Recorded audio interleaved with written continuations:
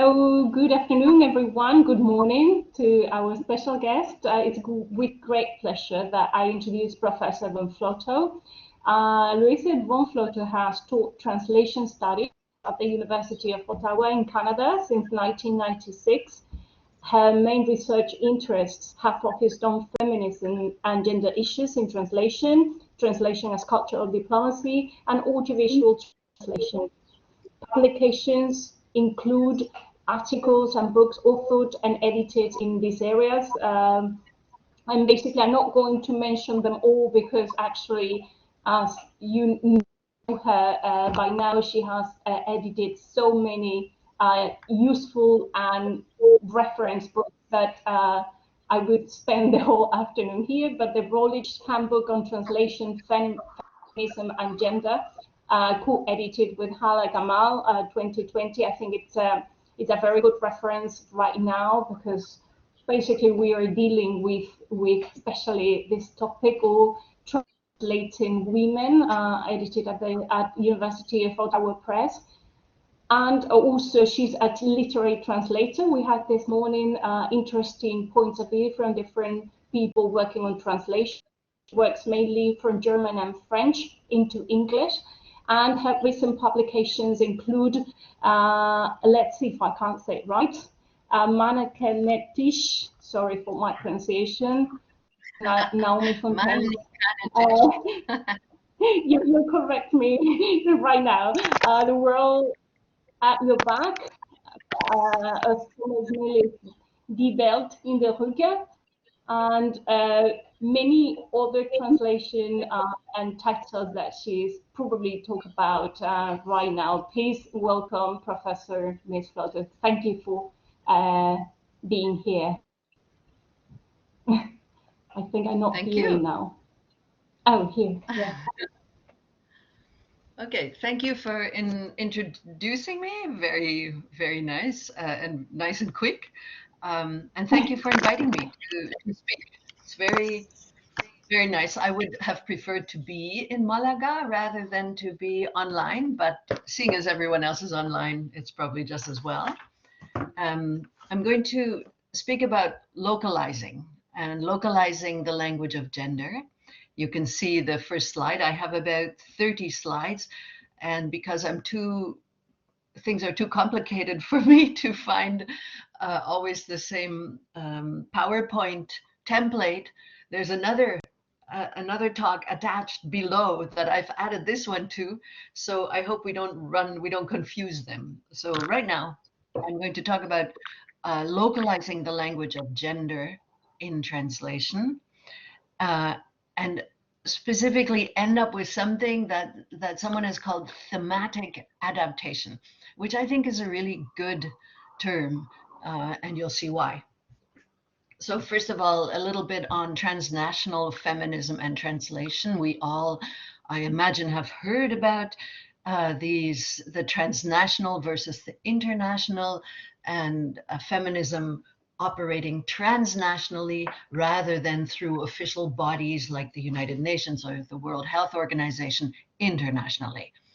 And then, of course, the difference between the global and the local approaches. And there I'm referring to international development work, because it's in international development work and studies that this issue of the gender language, or the international language of gender, has really hit hard. And then other issues around the fact that everything seems to have been, or most of the work in contemporary gender studies, feminism to start out with, and then all the other gender aware and gender awareness work has been in English. So which has caused a lot of translation, or at least transfer, and difficulties, and then a few solutions as this material has become localized and people have become very aware and sensitive to the need to localize. So I'm going to see if I can move the slide myself. Not sure. Download. Yeah. Maybe you can move the slide for me. Yeah, thank you. I don't I see. can do it for you. Okay. Okay. Okay. I don't see with all the buttons which one would move the slide up or down. Okay. So transnational feminism or transnational gender awareness can be summarized in various ways. My summary here is that it is really an attitude, not only attitude, but also a practice that counteracts the increasing or the accrued neocolonialism of Anglo-American feminism. Anglo-American feminism has, feminisms plural, has become very, very powerful globally with concepts and ideas and language, and has been seen to be colonializing other cultures, especially with the assumption that has been promoted by places like the United Nations that these ideas and concepts, which seem to have largely come from the Anglo-American world, specifically the United States, apply worldwide. So the attitude of transnational feminism tries to counteract that and focus on the local. So it recognizes, but it also diversifies international gender talk. And that term, international gender talk, is what's very often used in international development studies. When you read scholarly work on international development, there's reference to this thing called international gender talk. So transnational feminism recognizes that there is such a thing and that it may have some use, but it also wants to diversify and apply it to local settings. So it reaches out even further, promoting broader understandings between various forms and adaptations of feminist and gender-aware initiatives and activities, and most recently focusing on South-South connections, on South to North connections, and on East to West communications. So I don't know how many of you know the book. Oh, my computer is resting on it at the moment. The book called Feminist Translation Studies, put together by Olga Castro and Emek Ergun. Olga Castro from Galicia in Spain and Emek from Turkey. There's an article in there that pleads for interest in and attention being paid to South to North communications between women and between feminist projects and so on, specifically a Tamil women's film and video project that needs urgently to be translated into Galician. And for those of us who are in the Anglo-American world, like I am, we think, what is going on? Who could possibly translate Tamil women's videos into Galician, and why put out the effort and put out the scholarly work and the funds to do such a thing? But it's a really interesting initiative to promote this idea that the North needs to learn from the South as well, or needs to learn about the South.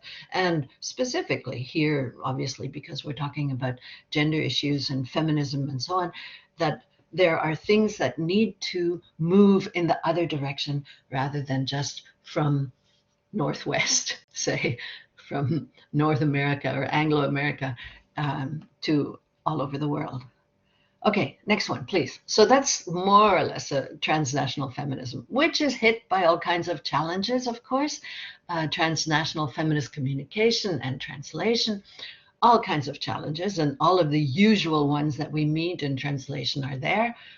Language issues, obviously, cultural issues, religion, traditions, conventions, all of those social, cultural factors that translation are faced in this transnational feminist translation as well.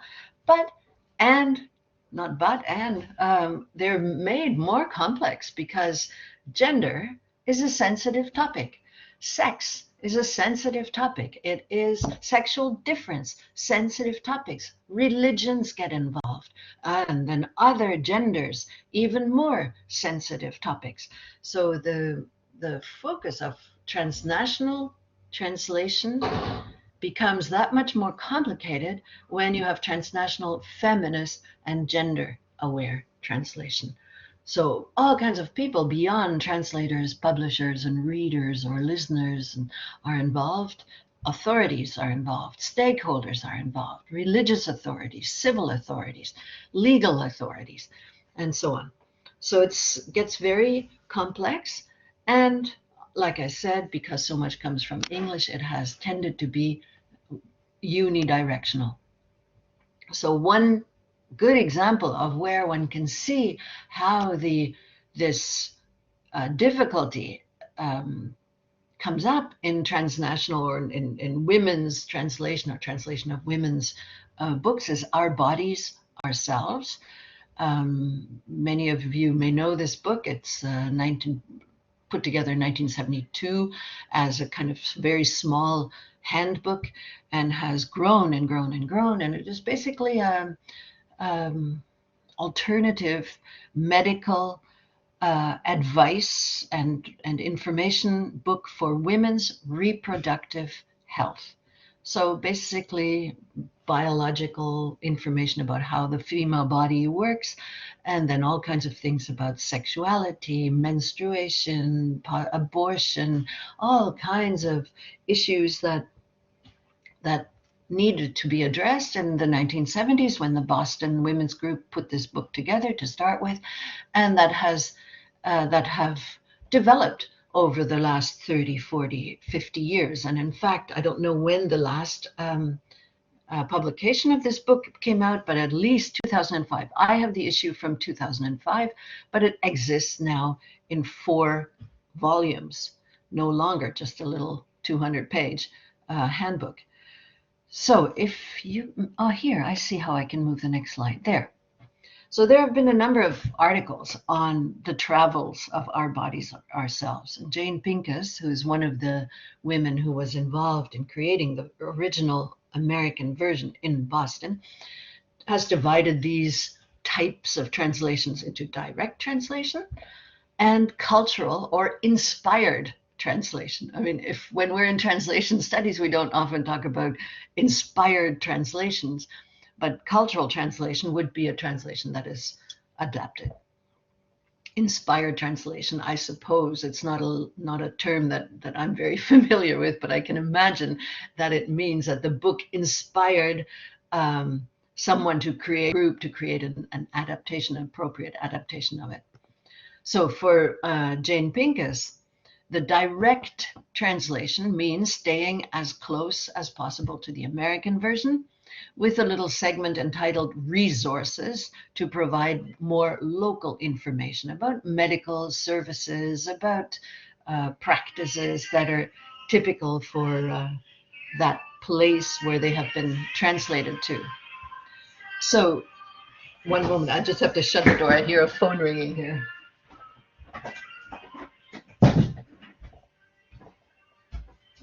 So there's a fantastic story about the Boston Women's Group having to travel to Italy in the 1970s when the Italian version came out in order to tear the covers off the Italian version because it showed the usual naked body lasciviously displayed and was the exact opposite or produced the exact opposite effect of what the book, Our Bodies Ourselves, was trying to do and was trying to provide for women. So that was one direct translation, which became rather adapted to perhaps to local sales requirements, and then was amended by the ladies of the Boston Collective. Cultural or inspired translation means usually adapting the book and the information that it provides. For instance, in China, where doctors were involved in translating the book, they systematically wrote in the word patient instead of woman. So if a woman is suffering menopausal cramps, they would say, if a patient is suffering menopausal cramps. And of course, this was kept in the book and then later on in a second edition removed. But an interesting idea when you have translators who are also have other professions and who put the language of their professions in and need to be corrected. An MA thesis at Ottawa U, written by a Chinese student of ours, Boya Li, details those difficulties with the Chinese cultural or inspired version. Latina translation group adapted the text to what Jane Pincus refers to as community values, and scrapped the entire section on abortion. Also an interesting adaptation. In South Korea, for instance, different photographs and different personal narratives were added. The book is punctuated with personal accounts of how I felt doing this or what happened to me and who I am and so on, dating from Anglo-American origins of the book. South Korea adapted photos and personal narratives. So it's a fantastic book to look at, to see what happens with texts that apply to women and that are focused on women, not literary texts. And I know that your program, that your conference is focused on literature more than on this type of pragmatic text. But this text is a really excellent example of what happens with texts that are translated, but that focus on women and sexuality and on women's bodies, on expectations of women's bodies, perspectives on women's bodies, and so on. It has been translated into 37 languages, and I know that there is a new French translation out, and I'll talk about a new Quebec translation at the very end of my talk. So another person who wrote about this book is Kathy Davis. Her book came out in 2007, if you are interested in pursuing this. So, next slide. Yes, like I said, the fact that so much of contemporary over the last 30, 40 years of feminist theorizing and feminist pragmatics and also gender politics and gender queer material has come from English is a constant challenge for transnational translation. Slavova Cornelia, who's from Bulgaria, and she's one of the translators of Our Bodies, Ourselves into Bulgarian. She refers to the nomadic and volatile concepts and terms around gender that developed in 20th century English that can be both inspirational and revolutionary, but also neo-colonialist, confusing, foreign, totally strange, often unworkable, not useful, and detrimental to women. That notion of this terminology and the application of the terminology being detrimental to women specifically comes from international development studies, in particular from a text that has to do with women's initiatives funded by the West in Rwanda, or funded by NGOs of some description in Rwanda, where the focus on women and women being powerful and strong individuals has caused them to take on much more of the work that needs to be done, on the daily work that needs to be done, not only in household, in regard to household, but also into earning than before, because they are now deemed to be powerful and strong and in charge. So all of this English material has been adopted, often very without much change, celebrated, also rejected by authorities, often religious authorities, but also when you read up on the international studies articles, you see that it has been rejected by managers who say, how can we apply this stuff to wherever I am working at the moment in an international development project? Doesn't work. And very often it has been adapted to the local situation. But even that is complicated because in English, the concepts are vague. What exactly does gender refer to? And what is it used for? When I have been speaking just now, often I have linked gender and women and feminism and so on. But there are many other uses of the term gender in English. Joan Scott, with whom I co-wrote an article a few years ago, writes, for instance, there's no single original concept of gender to which subsequent translations can refer. Instead, there has been an ongoing conversation across linguistic and cultural boundaries in which the term is addressed, disputed, qualified, and adapted. In the process, the ambiguities that the term itself has acquired, the tensions it contains, are revealed. So the gender concept is very elastic, very broad, can be used and is used in very many different ways. And so that makes it that much harder to translate and to fix on a particular translation. Very briefly, a couple of examples from international development studies.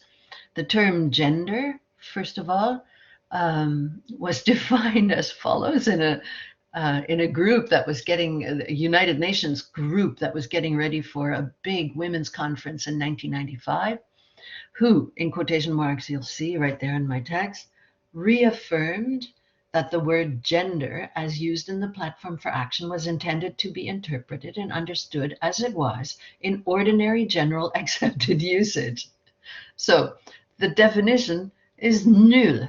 There is nothing there that defines how the word gender is used or is to be used, just as in ordinary general accepted usage. And ordinary general accepted usage uses the term gender in many, many different ways and for many different purposes. So yeah, my questions here, does the term gender refer only to women? Does it refer also to men or to both and to other sexual and gender identities? Is it about sexual difference? Is it about relations between the sexes and how these relations are regulated and ruled and controlled and so on? Very complex, which adds to the translation and localization problems. One of the big problem words is gender mainstreaming, which was introduced at that conference in Beijing, which when one looks for definitions of what could possibly be gender mainstreaming, you find things like this one here, an organizational strategy to bring a gender perspective to all aspects of an institution's policies and activities through building gender capacity and accountability. And for me, I think when I read this, I think, oh, that's interesting. We define gender mainstreaming by using the term gender and by using the term gender without ever having defined what is gender and what we mean by gender. So very problematic terminology. So vague concepts are implemented vaguely. Jane Parpart, who's quite a vocal scholar in international studies, writes just that the implementation of gender mainstream has been largely disappointing, and points out, and here we go to the local aspect, gendered practices and power relations are embedded in social, political, and economic contexts and have to be addressed in those settings and not with a kind of flat one-size-fits-all application that comes directly from the United Nations or the World Bank or somewhere. So addressing those other settings, here we have the one that was writing from Rwanda. Global gender norms is one of the terms that they use quite often, need translation into local vernaculars, local concepts, local traditions, and local behaviors, says Professor Madsen. Someone from Turkey, or writing about Turkey and writing about the change in Turkey, how Turkey was very much interested in the UN idea of gender in maybe 20 years ago when it was trying to join the EU. Things have changed now. the concept of women's rights developed in a specific region, and she follows how that concept has changed, reflects the sociocultural, political, and religious dynamics of that region. In Turkey, there's a very strong women's organization was founded by the daughter of Erdogan, which promotes Islamic ideas about women's groups and women's lives and women's lifestyles and possibilities and options. Still using the word gender, though. So these international studies scholars use the term translation as kind of a metaphor to describe what happens, what needs to happen. International gender norms have to be translated, they say. Norm translators vernacularize the materials. Gender mainstreaming needs translation into new contexts. So they all use the terminology of translation, and state the fact that this material needs to be translated, but they don't study actual translations. They're in international studies, or international development, not in translation. So it's up to us to look at actual translations. So very recently, I came across an article in German by a woman called Pike Biermann, published 2022. So in a publication that comes online called Toledo. And she writes about the translation of what she calls sensitive language, in Anglo-American sensitive language. So the article is called Woke is Broke, on Anglo-American sensitive language in German. And for her, the sensitive language from Anglo-America reaches from gender all the way to gender queer and to wokeness and wokeism and so on.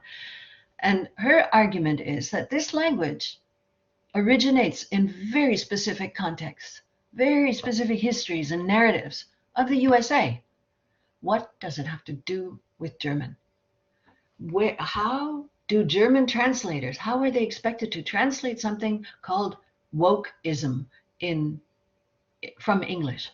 And for her, the language that has come out of the United States as Anglo-American discourse on gender and on various other sensitive topics expresses aggressive binaries, hard identity politics, politics of race and class, specific to the USA. And when we think about it, we can, or if you remember back to Amanda Gorman, the poet who spoke at the inauguration of Joe Biden as president, and the outcry around the translation of her text, where the Dutch translator was not a young Black woman, 22, 23. She was a Dutch writer, aged perhaps 32 or 33. And there was a political outcry over the fact that that person didn't have the right identity to translate Amanda Gorman. Same goes for the one in Catalonia, I believe. I'm sure you know more about that than I do, and so on. So this hard identity politics has hit translation in all kinds of interesting ways. And the German here, Biermann, points out that that is not a local issue. It is not a local German, for her, issue. Maybe it is in Spain. I don't know. We can talk about it. But yeah, it demonstrates how translation is, or translators and the activity of translation is confronted with this language that comes from a specific place and time and context. So Biermann goes on to say, look, here in German, we have this word Geschlecht, and ein schönes Gemeinschaftswort, which I would translate as a nice shared community word or shared term. Geschlecht, she writes. Wir haben Geschlechterkämpfe. We have gender struggles. Geschlechterrollen, sex roles. Geschlechtsteile, sexual body parts. Geschlechtskrankheiten, sexually transmitted diseases. And the same word is there. Geschlecht, Geschlecht, Geschlecht, Geschlecht. And with that, she says, we express the fact that the biological and the social and the cultural and the political and even the grammatical hang together somehow, are interrelated. Whereas in English, you have a much more binary, for her at least, a much more binary situation and confrontational. So hang on, I think I jumped a little bit. Yeah. So all of that around gender, but there are around the word and the concept gender, but there are just as many other terms that have come out of Anglo-American yeah, mobilization. For instance, Guy Rolla in 2017, in that book put together by Castro and Ergun, writes about the word lesbian and asks, how do you adopt a lesbian identity in a culture where there's no word for lesbian? I'm not sure which culture he's talking about, but or she, but it's a good question. If there's no word for the term, which has to be translated from the English, how do you adopt that identity? And obviously, even before you think about it, adopting that identity, how do you translate that word into a language that doesn't have that word? And it wouldn't only be the word lesbian, of course. Honor killing, that's a really tricky, sensitive term. When I was putting together the book that came out, the Rutledge Handbook on Feminism, on Translation, Feminism, and Gender, we got an abstract from Al-Sharek, Al-Anud Al-Sharek, on the problems around the term honor killing and the translation from Arabic and into Arabic, between Arabic and English around this terminology, and particularly with regard to a action in Kuwait that was to oppose government regulation of honor killing, which would have made it more acceptable or would have made it less of a crime. And in fact, what she writes, but unfortunately that article didn't come to fruition, which is a shame. And I tried to get her to write it with me, and then I realized that it's far too complex a question for me to engage in. I would need to be, yeah, in a much closer relationship with Arabic. According to Al-Sharek, the English translation honor killing of the Arabic is of the Arabic disciplinary violence. So the English term honor killing is much more drastic, unidimensional, says killing, whereas in the Arabic it is a broader term, can refer to all kinds of discipline that I don't want to spell out. I've read up on this. Not a nice topic to work on. But the problem with the translation is that, first of all, the English translation is drastic and one-dimensional. And secondly, it causes the whole issue of translating around that topic causes problems for the informants, the activists, the translators in Arabic-speaking lands who are funded and paid and working for Anglophone NGOs that are looking to help and are looking to promote feminist initiatives and gender rights initiatives and so on. Where translators, the Arabic translators, the people working locally, are expected to and need to betray, are seen to betray their culture when they translate this topic, and especially when they translate into this word, honor killing.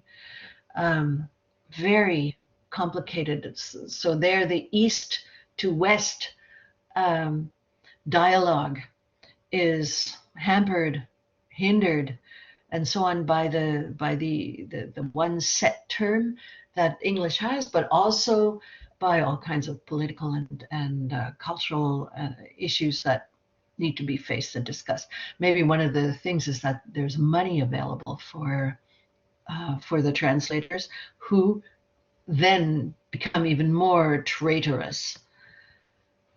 Yeah. Another term, slut. This term doesn't really come from feminism, but the response to the term, which is a derogatory term in English for for women comes out of this activity called slut walk, which Robinson has written about. Slut walk is an activity, or is a kind of a mobilized street walk out in Toronto in response to a policeman speaking to a group of students and referring to saying something like, well, if women dress like sluts, then they can't expect to be treated properly, or something like this. And so these two women who were in that course started a slut walk and mobilized loads of women all around the world. And she writes about from Toronto to Jakarta to Rio, Turku, and Kolkata, everywhere, to insist and to object to the use of such terminology for women, and generally to confront sexual violence against women. Now, you can imagine how when such a term and such an activity moves from Toronto to Jakarta to Turku to Kolkata and so on, and also to Morocco, how the terminology may change. And in fact, this particular article, Robinson, she studies what happens in Morocco. In Morocco, the term slut was not used, but another term, which I think comes up in the next slide, yeah, choufouche, which has to do with sexual harassment on the street. So not that women can walk the way they want, dress the way they want, but that they are harassed on the street regardless of where they walk and how they dress. In India, it was called the shameless walk. So the term slut has been removed here and there and adapted to, for instance, Moroccan choufouche. And Robinson writes about the fact that the term slut and this whole movement has to be understood as defined by different religious practices, different cultural expectations, different gender norms, and different legacies of feminist activism. And the local must therefore predominate, otherwise it just will not work. So it will not work because there are risks involved in launching a transnational project that is obviously anchored in the West. And she writes about how such projects can be seen as irrelevant, useless, wrong, anti-Moroccan, anti-Islamic. And I had the same, I don't know if I've included it in this series of slides. I don't think so.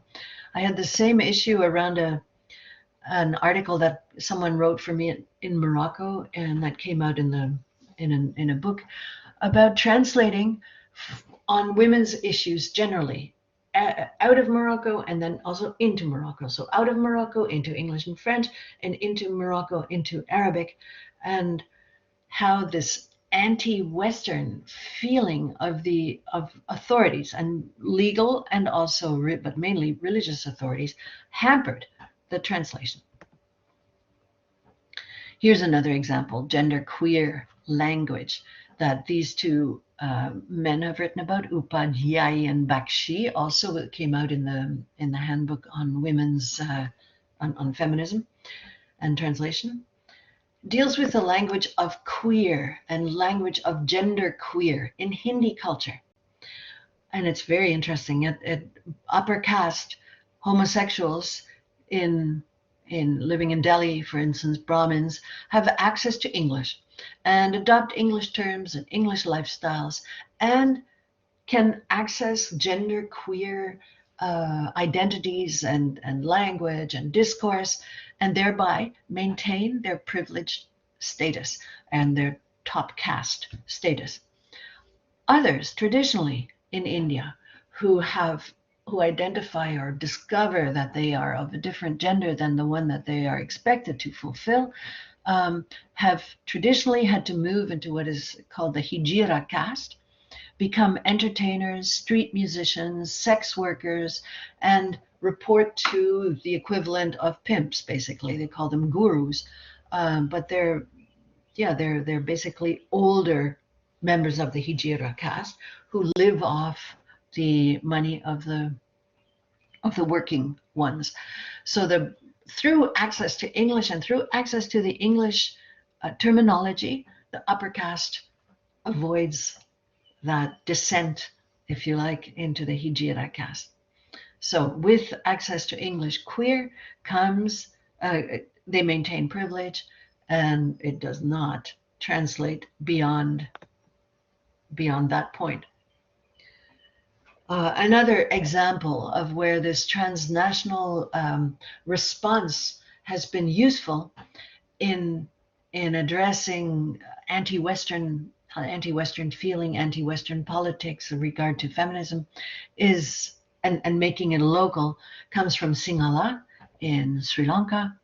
Dharma Siri wrote an article on Buddhist nuns discourse from 2000 years ago and how what they write about and how they express themselves and what they focus on is similar to parallel with what is focused on by Wollstonecraft and by Beauvoir 1800 years later, 1900 years later, and how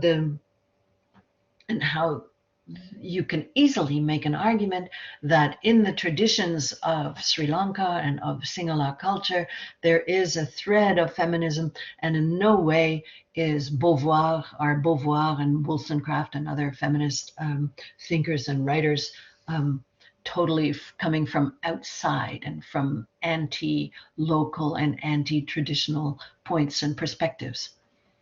So feminism is as old as the Buddhist nuns' texts from 2000 years ago. It is not only a Western occurrence, is what she argues and what she shows really, really clearly. Yeah, here's the slide about the Moroccan CERFI, Centre d'études and so on of Féminisme. I can't remember exactly what the short form stands for. But basically, they translate and comment on Quranic texts in English and French, quote, doing transnational work to reach non-Muslim audiences to mitigate cliched ideas about women in Islam. They also translate feminist texts from French, from English into Arabic to dispel preconceptions that the local Arabic-speaking community might have about the role of women in society.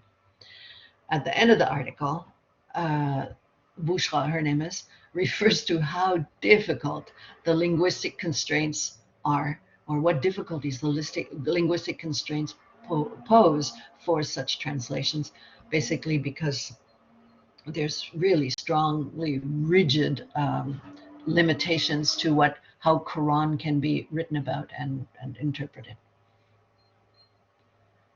Okay, so the final article that I'm just going to refer to briefly, where you see more of this discussion of how translation works or doesn't work transnationally and the efforts undertaken to make them work locally, make this Anglo-American material work locally, comes from Serena Bassi, who looks at how LGBT videos, homemade videos that are part of a website and are part of what she calls the globalization of sexuality, have worked in Italian and have had an effect in Italian, where she writes about how the English language terms around gay, queer, transgender identities and so on have to adapt into Italian because Italy hasn't created those neologisms.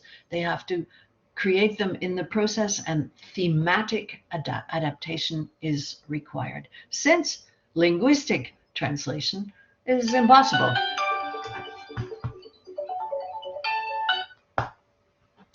So, next slide. Now, my last part of this talk looks at a localizing, transnational, decolonial, intersectional, feminist translation for Quebec today. And so I'm back in Anglo land, but Quebec is not Anglo land. Quebec is very seriously Francophone. And it's another example of our bodies, ourselves, translated to reflect and address nos réalités québécoises, our Quebec realities. So the last French version dates from 1977, last French version of this book, Our Bodies, Ourselves. And the editors said, feminist theorizing, terminology, medical information, sociopolitical concerns have all changed since 1977 and certainly are different in France than they are in Quebec. So the idea is that in order to have a concept of women's rights, it needs to be developed in a specific region, reflecting the sociocultural, political, dynamics of that region. And so that is what this translation initiative sought to develop. A group was formed called La Corps Féministe, and they write an introduction to the book and say that they wish to deal with intersectional issues. So this term, intersectional, has had a huge explosion in academic use in North America, but mainly in English again. But they wish to include indigenous and racialized women, immigrant, especially Muslim women, women living with handicaps, non-binary persons, and trans women. So they have to address the colonial settler history, the fact that Quebec is based from France with French immigration. So Muslim immigration is different. The lives of the indigenous are different, are affected by the colonial settler history. They have a second segment on religious history, cultural history of Quebec to explain how the situation has developed to what it is today. And they seek to get rid of systems, or to address at least, systems of oppression, which they list as sexism, heteronormativity, ableism. In French, it's capacitisme, ableism, the fact that able-bodied persons are normal and persons with handicaps are not. Cisnormativity they define as someone who it being considered normal if you identify with the sex that you were assigned at birth. Cisnormativity. And they want to provide clear information on health and sexualities, plural. So the focus is on ableism, heteronormativity, or heterosexuality, cis and non and binary, and so on. So making that material available to people. Here's the book, Corps à Corps, Guide de sexualité positive, published by Les Éditions Remue Ménage in Montreal, 2019. And one of my PhD students was involved in this, and we traveled actually to France and presented the book and so on. So that's why I know so much about it. I'm very sorry to interrupt. I'm actually very bad at playing the villain here, but we're running out of time. Okay. I don't know if you want to wrap up or bring some conclusions. Yeah. Or... I can wrap up really quickly. Sorry about that. So they have three issues: inclusive language, neutral language meaning épicène terminology that doesn't refer to either men or women. And they have a long thing they write about femme. Can we use the word woman? And I want to give you one last example. I'm not going to show you this femme as a term. Épicène language, that's when you use a language. In English, it was viewers. The first translation was les spectateurs. Finally, le public becomes the word that they choose. Neutral language here. And then the last one is the best one for me here. Tensions that arise when you work with language like that.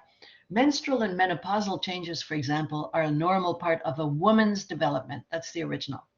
The first translation that translators did, les changements menstruels sont un aspect normal du développement de la femme. And then the last, what is actually published, font partie de la vie physiologique des femmes cis et de certaines personnes non binaires et hommes trans. So we suddenly have menstrual and menopausal changes affecting the physiological life of cis women, non-binary persons, and trans men. Very much an adaptation to the discourse and to what is going on in French North America today in regard to gender political language, feminist language, and the adaptation necessary. Okay, I'm done. That's it. Thank you so much. I'm very sorry because I could be listening to you for the whole afternoon, actually.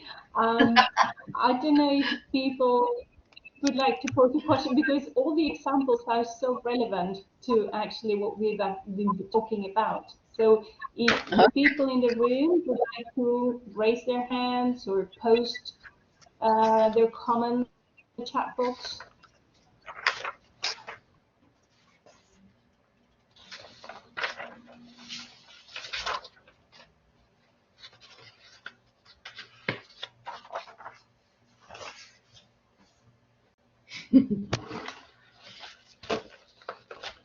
Now everyone is silent. Actually, that's okay.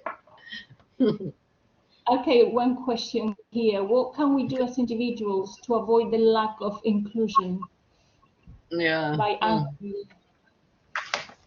Yeah.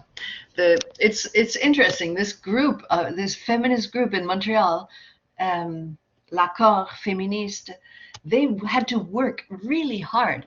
Well, first of all, they formed a group. They got 4 or 5 people to translate the text first, and then they formed focus groups. So Indigenous women had a group, Muslim women, immigrant women, handicapped, or not handicapped is not the right word in English right now. Women living with a disability were formed a group, and all of them looked at the text and had input. They didn't like this word, they didn't like that word, they thought it should be formulated differently, and there was an enormous amount of editing and discussion that went on.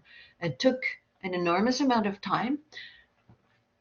Yeah, but was an interesting project, and I think that is something that was useful. I think more and more the collaborative aspect of translation of especially in these kinds of projects, the collaborative aspect where 2 or 3 people can work together. One writes the introduction, another one does the translation, another one edits the translation, and then there's an article written afterward to explain what happened, because otherwise you work by yourself. You as a translator work by yourself and are subject to whatever some copy editor insists on. So yeah. The collaborative stuff was probably irritating at times, but also very educational. Yeah, time consuming as too.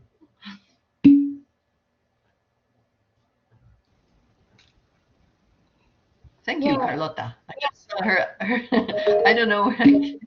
Joanna has raised her hand. Would you like to switch on the mic? There are just lots of friendly thank yous. That's good.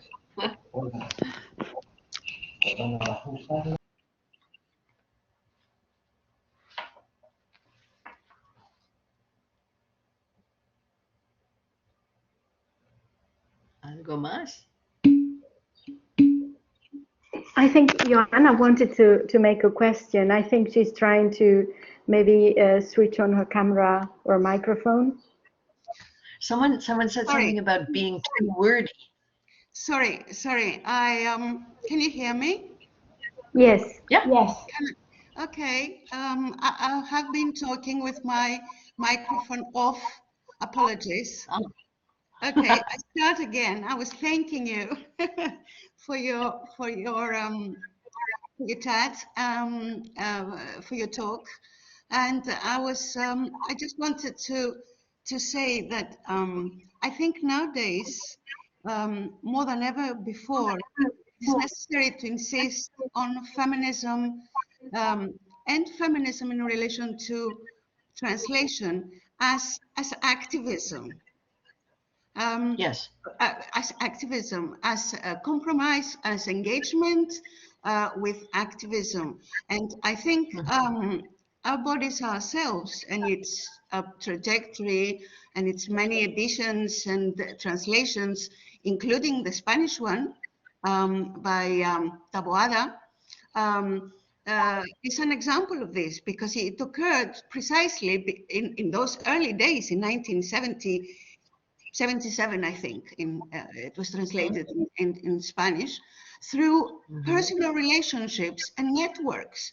Feminists working together as activists and as part of their activism, feminist activism. And this is what made it possible in those early days.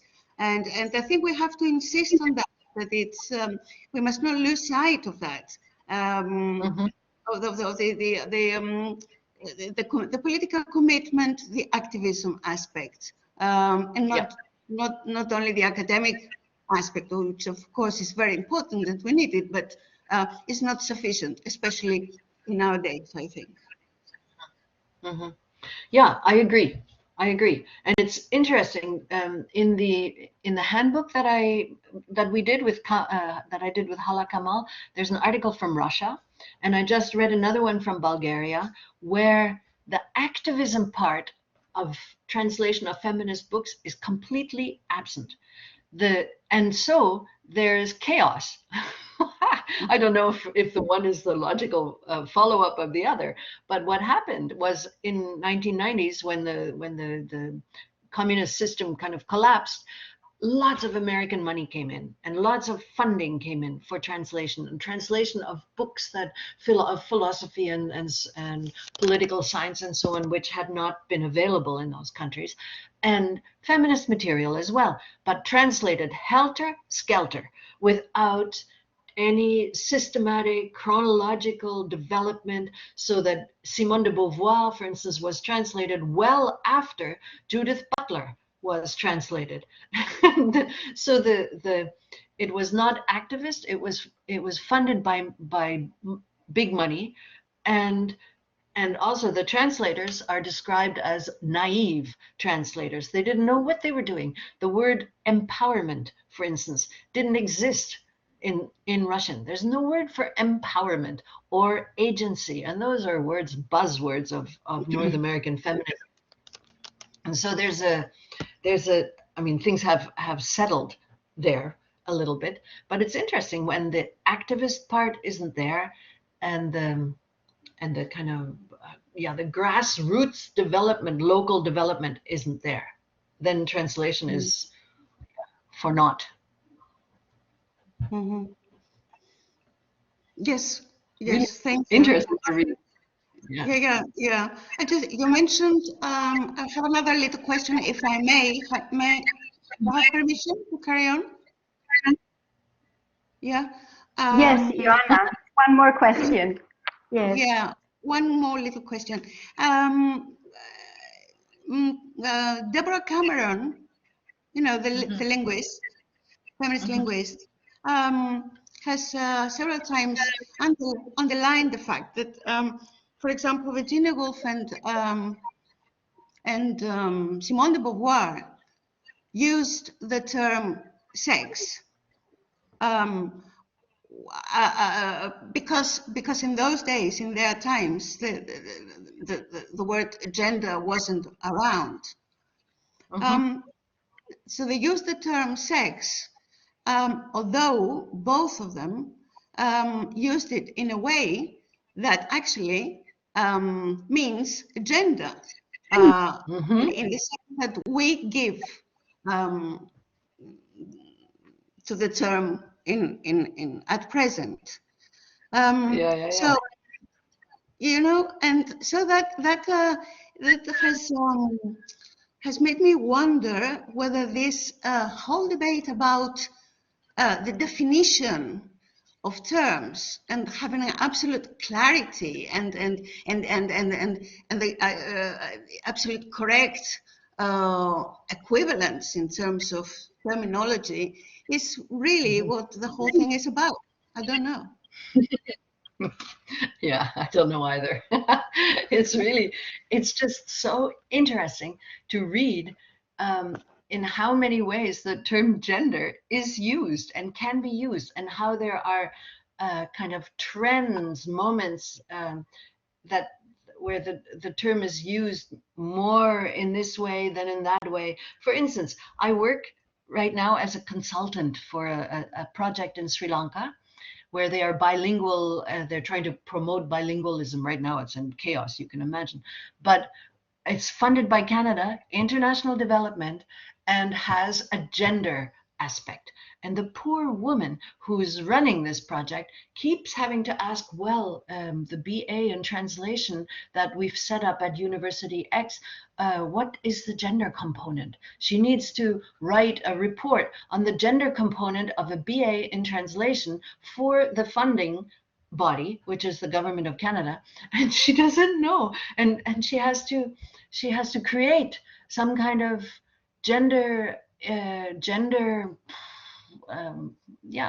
aspect in this program that may not even be there. I mean, one of the easy things with gender and translation is that many women are students in the gender programs. But you're right, it's very debatable whether we need or whether we can ever create a definition and stick to it, or whether that term just moves around, volatile, like Slavova says, volatile and nomadic.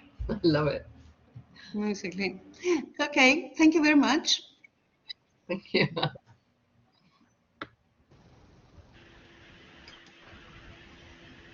So thank you so much, Luise, for being here with us. We have enjoyed.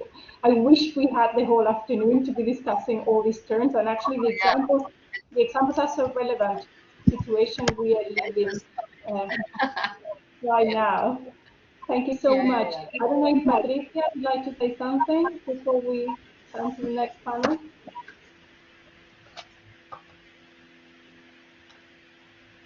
I see Anna, not Patricia.